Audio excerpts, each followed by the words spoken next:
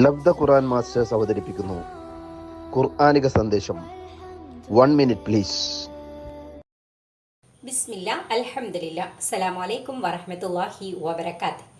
പ്രിയമുള്ളവരെ, അല്ലാഹു സുബ്ഹാനഹു വ തആല ഓരോ മനുഷ്യരെയും സൃഷ്ടിക്കുമ്പോൾ അവർക്കൊരുപാട് അനുഗ്രഹങ്ങൾ നൽകിക്കൊണ്ടാണ് സൃഷ്ടിച്ചിരിക്കുന്നത്.